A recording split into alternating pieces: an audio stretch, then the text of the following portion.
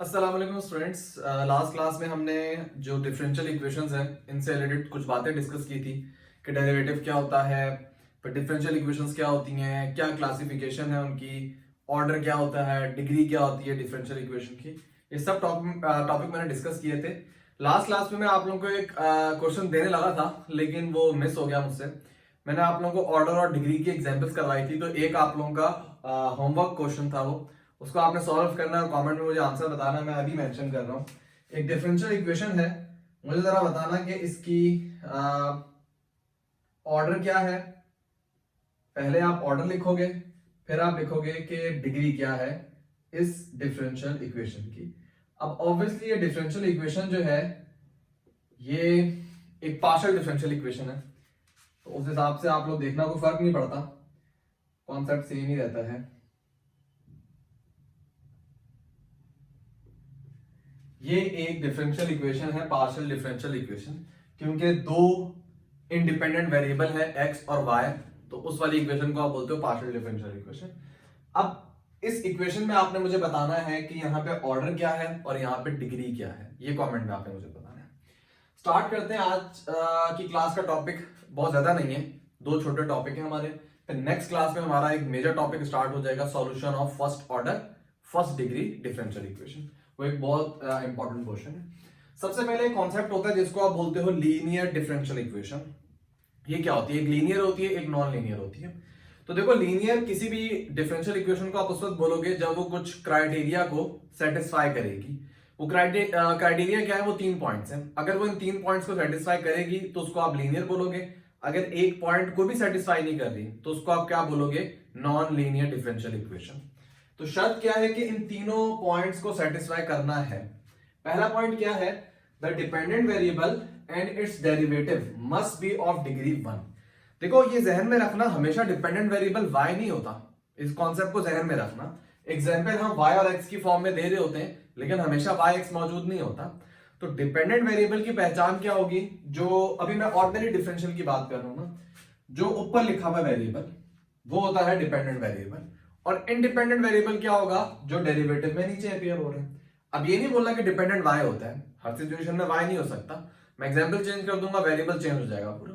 तो कॉन्सेप्ट ये ध्यान में रखना, डिपेंडेंट ऊपर होगा और इंडिपेंडेंट नीचे मौजूद होगा, जिसके रिस्पेक्ट से आप डिफरेंशिएशन परफॉर्म कर रहे होते हो। तो यहां पर उन्होंने बोला हुआ है कि dependent variable and its derivative must be of degree 1, कि उनकी डिग्री क्या होनी चाहिए? 1 होनी चाहिए। किसकी? जो डिपेंडेंट वेरिएबल है और जो डेरिवेटिव वाली टर्म्स है, इन सब की डिग्री क्या होनी चाहिए? 1। अब जरा ऑब्जर्व करते हैं, अगर आप इसमें देखो, अगर आप यहां पावर लगाओ तो इसकी पावर क्या है? 1 है। जितनी डेरिवेटिव वाली टर्म है और जो डिपेंडेंट वेरिएबल है यहाँ पे y, उनकी पावर 1 होनी चाहिए, डिग्री 1 होनी चाहिए। तो इसकी डिग्री 1 है। इसी तरह इसके ऊपर भी पावर बोल दो, डिग्री बोल दो, 1 है। इसी तरह डिपेंडेंट वेरिएबल y, इसकी भी यहाँ पे पावर देखो क्या है? 1। तो डेरिवेटिव वाली टर्म और डिपेंडेंट वेरिएबल इन सिचुएशन में, इन एग्जांपल में y, इनके ऊपर पावर 1 होनी चाहिए। उसके अलावा जो भी वेरिएबल है, जैसे यहाँ पे x आ रहा है, उसके ऊपर कोई भी पावर हो मैटर नहीं करता।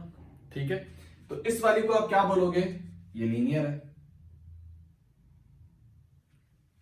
ठीक है, मैं यहां पे जरा ब्लैक से मेंशन कर देता हूं ताकि मजीद क्लियर हो जाए बात कि ये होगी अच्छा, ये सब एग्जांपल मैंने लीनियर की नहीं दी हुई, मैंने इसमें नॉन लीनियर की भी दी हुई है, इसलिए मैं मेंशन कर रहा हूं कि लीनियर और डी है।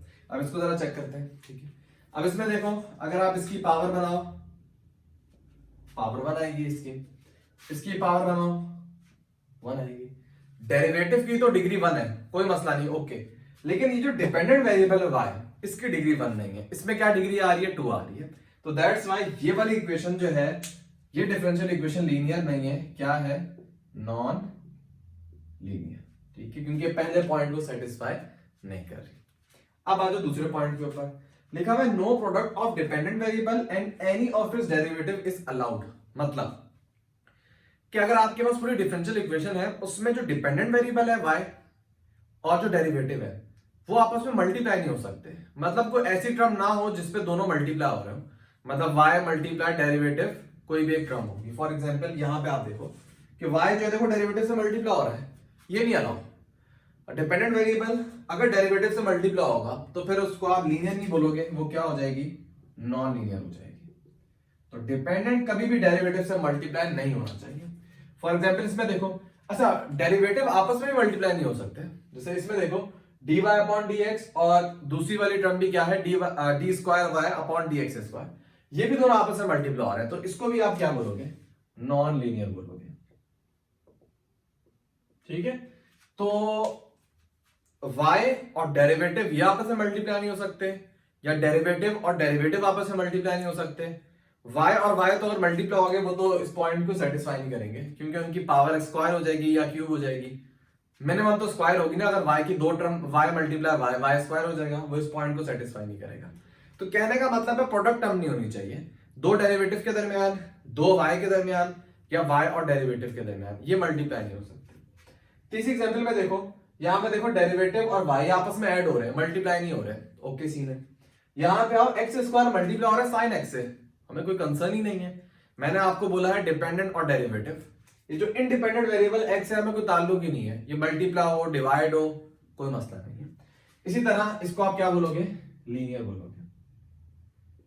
अच्छा अगर ये वाली सिचुएशन भी होती, लेट कर लो मैं एग्जांपल को चेंज करता, मैं यहां पे y लिख देता हूं, आप बोलोगे y मल्टीप्लाई हो रहा है, क्यों? मैंने तो यही नहीं बोला कि y मल्टीप्लाई ना हो, y मल्टीप्लाई हो सकता है, किन से मल्टीप्लाई नहीं होना चाहिए, y को y से मल्टीप्लाई नहीं होना चाहिए, y को डेरिवेटिव से मल्टीप्लाई नहीं होना चाहिए। यहां पे देखो y तो sin x से मल्टीप्लाई हो रहा है, तो हमें कोई मसला नहीं है, अभी भी आप इसको क्या बोलोगे, लीनियर बोलोगे। लेकिन y अगर डेरिवेटिव से मल्टीप्लाई हो रहा होता तब मसला आ जाता, तब आप उसको क्या बोलते कि वो नॉन लीनियर है। तो ये भी लीनियर है, और बाकी दो एग्जांपल जो है वो मैंने आपको नॉन लीनियर की दी है।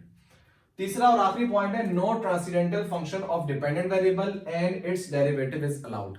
मतलब ट्रांसीडेंटल फंक्शंस कौन से होते हैं यार, ऐसे फंक्शन जो अलजेब्रिक नहीं है। ये क्या बात हुई, इसको समझने के लिए आसान तरीका है कि जो अलजेब्रिक है ना वो खत्म होते हैं। अगर आप कोई भी अलजेब्रिक फंक्शन लिखते हो, लेट कर लो उसकी पावर 10 है, तो x की पावर 10, फिर x की पावर 9, फिर x की power 8 up to constant term के बाद वो खत्म हो जाएंगे, अलजेब्रिक फंक्शन खत्म हो जाते हैं, फाइनाइट होते हैं।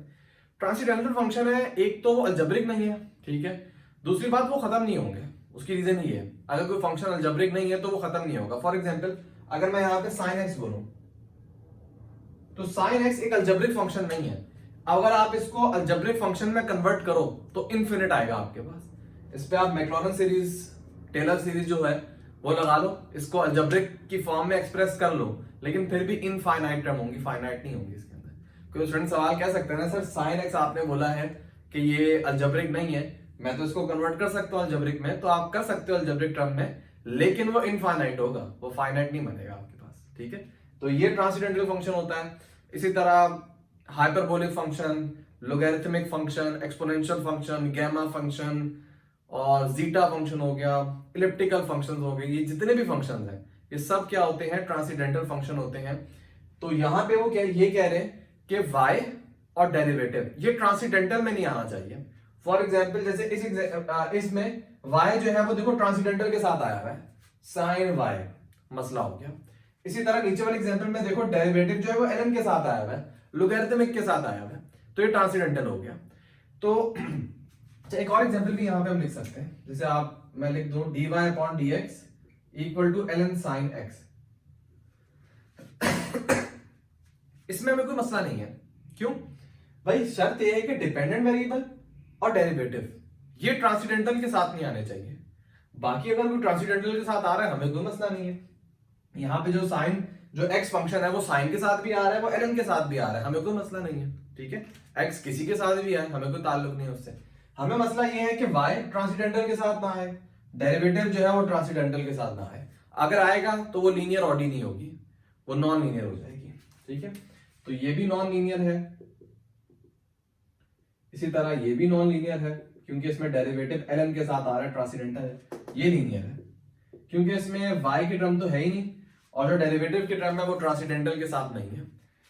डिपेंडेंट वेरिएबल है लेकिन उससे हमें इंडिपेंडेंट वेरिएबल है लेकिन हमें उससे कोई ताल्लुक नहीं है। ठीक है, तो ये तीनों पॉइंट्स मैंने यहां पे क्लियर कर दिए। कोई भी डिफरेंशियल इक्वेशन आएगी उसको अगर आपने चेक करना है कि लीनियर है नहीं, आप इन तीनों पॉइंट को देखोगे। अगर डिपेंडेंट या डेरिवेटिव की पावर 1 ना हो तो वो लीनियर नहीं होगी, पहले पॉइंट को वो नहीं मान रही। इसी तरह अगर वो दूसरे पॉइंट को नहीं मान रही तब भी आप, बेशक वो बाकी दो को मान रही हो, ट्रांसेंडेंटल ना हो, पावर 1 हो, अगर इसको नहीं मान रही तो तब भी आप क्या बोलोगे, वो लीनियर नहीं है। कोई भी डिफरेंशियल इक्वेशन अगर तीनों पॉइंट को एक साथ सेटिस्फाई करेगी, उस ऑर्डिनरी डिफरेंशियल इक्वेशन को आप क्या बोलोगे, लीनियर ऑर्डिनरी डिफरेंशियल इक्वेशन। और इसके अलावा कौन कौन सी होती है, वो होती है non linear ordinary differential equation. ठीक है, तो ये टॉपिक जो है वो पूरा मैंने आप लोगों को क्लियर कर दिया। हम जो अभी सॉल्यूशन देखेंगे तो उसमें आप कितनी देखोगे, लीनियर भी होंगी, कितनी आप देखोगे उसमें नॉन लीनियर भी होंगी। ठीक है, पूरा जो ऑर्डिनरी डिफरेंशियल इक्वेशन है ना, इसमें आप इन चीजों को ऑब्जर्व करना, साथ साथ में बताता भी जाऊंगा, लेकिन आप खुद भी ऑब्जर्व करना, आपको मिल जाएगा। ठीक है, बाद आखिरी टॉपिक है सॉल्यूशन ऑफ ओडीईज से पहले, और वो है फॉर्मेशन ऑफ ओडीईज। ओडीईज को बनाना किस तरीके से, देखो सबसे पहले कॉन्सेप्ट ध्यान में रखो। एक टॉपिक होता है जिसको आप बोलते हो, कपड़ा कहाँ गया है, हाँ, जिसको आप बोलते हो फैमिली ऑफ कर्व्स, कर्व्स की फैमिली। अगर आप स्ट्रेट लाइन की फैमिली की बात करो, देखो फैमिली ये होता है कि उनमें कोई ना कोई कॉमन बात हो। जैसे अगर स्ट्रेट लाइंस है तो लेट कर लो वो तीनों जितनी भी स्ट्रेट लाइंस है वो आपस में पैरेलल है, तो वो एक फैमिली बना रही होंगी। जैसे ये वाली, ये स्ट्रेट लाइन को देखो सब पैरेलल है, तो ये क्या बना रही होंगी, एक फैमिली बना रही होंगी, क्योंकि कॉमन बात है इनके अंदर। जैसे फैमिली में आपको पता है डीएनए सेम है, बिल्कुल वही कॉन्सेप्ट लगाया हुआ है कि फैमिली ऑफ स्ट्रेट लाइन। इसी तरह स्ट्रेट लाइन की एक और भी फैमिली हो सकती है कि सब इंटरसेक्टिंग लाइन हो एक ही पॉइंट के ऊपर। इन सब लाइंस को भी आप क्या बोलोगे, फैमिली ऑफ लाइंस। क्यों, क्योंकि कॉमन बात क्या है, इंटरसेक्ट कर रही है। इनको आप कर्व्स पे ले आओ, अगर आप कॉन्सेंट्रिक सर्किल देखो उनमें भी कॉमन बात है। कॉमन बात क्या होती है, सबका सेंटर सेम है, तो इनको भी आप क्या बोलोगे, फैमिली ऑफ कर्व्स। लिखोगे किस तरह, X square plus Y square equal to C, ये शो करेगा कंसेंट्रिक सर्किल को।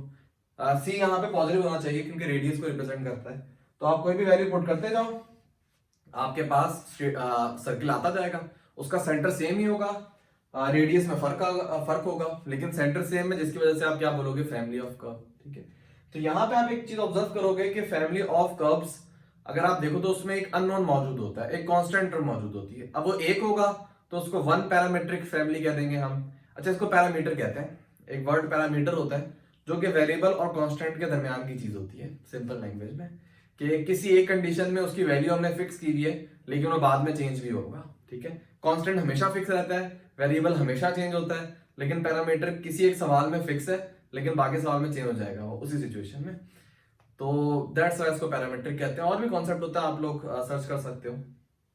तो इस वाले कर्व को आप बोलोगे one parametric family of curve. ये जो मैंने एग्जांपल दी हुई है इसको आप बोलोगे two parametric family of curve, जिसके अंदर दो पैरामीटर आ रहे हैं, कैपिटल ए कैपिटल बी। तो कहने का मतलब ये कि आपको एक फैमिली ऑफ कर्व दिया जाएगा। ये एग्जांपल हो सकती है, ये एग्जांपल हो सकती है, और एग्जांपल भी आपको बुक्स में मिल जाएंगी, और आपसे बोला जाएगा कि यार इस फैमिली ऑफ कर्व को देख के आप एक ऑर्डिनरी डिफरेंशियल इक्वेशन बनाओ। ठीक है, जिसको आप बोलोगे formation of ordinary differential equation. कैसे आप ओडीज बनाओगे फैमिली ऑफ कर्व अगर आपको गिवन है। तो इसके दो स्टेप होते हैं, दो स्टेप आपने ध्यान में रखने। सबसे पहले आप आइडेंटिफाई करोगे कि जो गिवन कर्व है इसके अंदर कितने अननोन है, कितने पैरामीटर है। अगर एक पैरामीटर है तो आप एक दफा डिफरेंशिएट करोगे, दो पैरामीटर है तो आप दो दफा डिफरेंशिएट करोगे। अब यहाँ पे देखो कैपिटल ए कैपिटल बी दो पैरामीटर है, तो सबसे पहला स्टेप क्या है कि मैंने इस इक्वेशन को डिफरेंशिएट किया, मेरे पास पहला डेरिवेटिव लोगे तो ये आ जाएगा। यहाँ पे टू भी होगा ऑब्वियसली, लेकिन आप पूरी इक्वेशन को अगर टू से डिवाइड करोगे तो टू हट जाएगा। ठीक है, तो इसको आप डिफरेंशिएट करना, ये आपके पास डेरिवेटिव आ जाएगा। ठीक है, उसके बाद दो अननोन है ना, तो आपने दो दफा डिफरेंशिएट करना है, आप इसको दोबारा डिफरेंशिएट करो। ए एक्स का डेरिवेटिव मतलब 2ax था ना शुरू में, उसका डेरिवेटिव जब मैंने निकाला तो 2a आया था, यहां पे भी 2 आ रहा है, तो नेक्स्ट स्टेप में मैंने 2 से डिवाइड कर दिया। तो 2 की कहानी तो पहले हम खत्म कर देते हैं ताकि कंफ्यूजन ना हो। इधर भी दोनों जगह 2 आ रहा था, इधर भी दोनों जगह 2 आ रहा था, मैंने डिवाइड कर दिया तो 2 तो यहां से हट गया। अब बाकी चीजों को देखते हैं किस तरह डिफरेंशिएट किया। ax का डेरिवेटिव क्या होगा, a के बराबर, इस चीज का आपने डेरिवेटिव लेना है। तो देखो b तो कोफिशिएंट है, b को मैंने साइड पे कर दिया। दो टर्म कौन सी है, y और y प्राइम, इस पे आप लगा दोगे प्रोडक्ट रूल डेरिवेटिव का। प्रोडक्ट रूल क्या था कि y प्राइम को साइड पे रखो, इसका डेरिवेटिव लो। y का जब आप डेरिवेटिव लोगे तो उसको y प्राइम से आप शो करोगे। ठीक है, प्रोडक्ट रूल क्या था, v को रखो साइड पे, u का डेरिवेटिव लो, प्लस u को रखो साइड पे, v का डेरिवेटिव लो। तो y प्राइम यहाँ पे v है और y यहाँ पे u है। तो y प्राइम को मैंने साइड पे रखा था, u का डेरिवेटिव लिया, y का डेरिवेटिव y प्राइम प्लस अब मैंने u को रखा साइड पे और v का डेरिवेटिव लिया। y प्राइम का जब आप दोबारा डेरिवेटिव लोगे तो क्या हो जाएगा, दो दफा डेरिवेटिव को आप किस तरह लिखोगे, y डबल प्राइम। तो इस तरीके से मैंने इसको डिफरेंशिएट किया, ठीक है। फिर मैंने b को दोनों टर्म से मल्टीप्लाई कर दिया था, सही है। तो दो इसके अंदर पैरामीटर थे, आपने दो दफा इसको डिफरेंशिएट कर दिया। इसको आप इक्वेशन नंबर 2 बोल दो, इसको आप इक्वेशन नंबर 3 बोल दो। ये पहला स्टेप था जो आपने कर लिया। दूसरा स्टेप बिल्कुल वही है जो आप अपनी बहुत छोटी सी क्लासेस में सीखते हुए आ रहे हो कि आपने दो इक्वेशन गिवन है, दो इक्वेशन से आप किस तरीके से सॉल्व करके वैल्यूज, इसमें देखो आपने करना है कि आपने कोशिश ये करनी है कि ए और बी को एलिमिनेट करना है। ये आपकी स्ट्रेटेजी होगी कि स्टेप 1 में आपने दो दफा डिफरेंशिएट किया, सही है। उसके बाद स्टेप 2 में आपने ए और बी को एलिमिनेट कर देना, ठीक है। तो जो आपके पास ओडी होगी वो आपका रिक्वायर्ड आंसर होगा, ठीक है। फॉर्मेशन ऑफ ओडी में क्या करते हो, आप डिफरेंशिएट करते हो, उसके बाद ए बी को एलिमिनेट कर देते हो, जो डिफरेंशियल इक्वेशन आती है वो आपका रिक्वायर्ड आंसर होता है। तो अब इसको एलिमिनेट कैसे करना है, बहुत इजी तरीका है। आप किसी भी एक इक्वेशन में से एक अननोन की वैल्यू मालूम करो। जैसे इक्वेशन 3 में से इजी था, मैंने ए की वैल्यू मालूम की, ये भी नेगेटिव हो जाएगा, ये भी नेगेटिव, मैंने खैर नेगेटिव बी कॉमन ले लिया, सही है। उसके बाद आप इस ए की वैल्यू को पुट कर दो इस इक्वेशन में, इधर ए की जगह पे। तो इधर ए की जगह पे ये जो ए है ना, इसकी जगह पे पूरी मैंने वैल्यू पुट कर दिया ए की, सही है। फिर x जो है वो अपनी जगह पे और ये वाली टर्म जो है ये भी अपनी जगह पे मौजूद है। अब मुझे b को भी एलिमिनेट करना है, बहुत इजी तरीका है। पूरी इक्वेशन को आप b से डिवाइड कर दो, यहां से भी b कैंसिल हो जाएगा, यहां से भी b कैंसिल हो जाएगा। तो रिमेनिंग क्या बचेगा, माइनस को मल्टीप्लाई करवा दिया, माइनस इसके साथ भी आ जाएगा, माइनस इसके साथ भी आ जाएगा, बाहर x है और यहाँ पे ये दो टर्म मौजूद है। अब बस मैंने इनको अरेंज कर लिया। ये समझ लो आपके असेंडिंग ऑर्डर में कि सबसे पहले y और dy अपॉन dx इसकी टर्म आई, फिर यहां पे x मल्टीप्लाई हो रहा है माइनस y प्राइम के स्क्वायर के। ये y प्राइम का स्क्वायर आया कहां से, देखो y prime multiply y prime, तो ये क्या हो जाएगा, y प्राइम का स्क्वायर हो जाएगा, जिसको इजी लैंग्वेज में आप इस तरह भी समझ सकते हो कि dy अपॉन dx को अगर आप मल्टीप्लाई करो तो क्या आता है, dy अपॉन dx का होल स्क्वायर। तो dy अपॉन ds को आप किस तरह लिखते हो, y प्राइम, तो ये हो जाएगा y प्राइम का स्क्वायर। तो जब y प्राइम को y प्राइम से मल्टीप्लाई करोगे तो y प्राइम का स्क्वायर हो जाएगा, वो जो यहाँ पे लिखा है। तो इसको मैंने दोबारा उसी फॉर्म में कन्वर्ट कर दिया कि माइनस y प्राइम स्क्वायर था ना, तो माइनस y प्राइम की जगह dy अपॉन dx, स्क्वायर जो है वो अपनी जगह पे आ गया और ये जो x मल्टीप्लाई हो रहा था वो मैंने यहाँ पे मल्टीप्लाई की फॉर्म में लिख दिया। फिर आखिरी टर्म रहेगी ये वाली, सही है, माइनस y और x, ये तो अपनी जगह पे मौजूद है, माइनस y और x। दरमियान में क्या मौजूद है, y double prime. y double prime का मतलब क्या होता है, दो दफा डिफरेंशिएट किए, तो आप लिखो D square y upon dx square. तो ये जो आपके पास रिक्वायर्ड इक्वेशन आई है इसको आप क्या बोलोगे, ऑर्डिनरी डिफरेंशियल इक्वेशन। तो ये टॉपिक था कि अगर आपके पास कोई भी फैमिली ऑफ कर्व गिवन हो और आपने ओडी मालूम ओडी मालूम करनी हो, तो ये दो स्टेप है जिनको आपने फॉलो करके यहाँ पे मालूम कर लेना है, ठीक है। अब आप इसको ऑब्जर्व करो, अगर मैं आपसे पूछूं कि लीनियर है या नहीं, तो जरा मुझे कमेंट में बताना कि लीनियर है या नहीं, और अगर है तो उसका मतलब तीनों पॉइंट को सेटिस्फाई कर रही होगी, और अगर नहीं है तो कौन से वाले पॉइंट को ये सेटिस्फाई नहीं कर रही, ये आपने मुझे कमेंट में बताना है। तो दो सवाल मैंने आज की क्लास में आपसे पूछे हैं, दोनों आप लोग मुझे कमेंट में बताना। दैट्स इट, आज की क्लास का यही टॉपिक है। कोई प्रॉब्लम हो तो आप लोग पूछ सकते हो। पीडीएफ मैंने डिस्क्रिप्शन में ऐड किया है, डाउनलोड कर लेना वहां से। इंशाल्लाह नेक्स्ट क्लास में solution of ordinary differential equation का टॉपिक, जो कि बहुत इंपॉर्टेंट और मुश्किल टॉपिक है, आठ टाइप के सॉल्यूशन जो है वो हम पढ़ेंगे कि 8 तरीके से आप किसी भी डिफरेंशियल इक्वेशन को सॉल्व कर सकते हो। दैट्स इट बच्चों, अल्लाह हाफिज।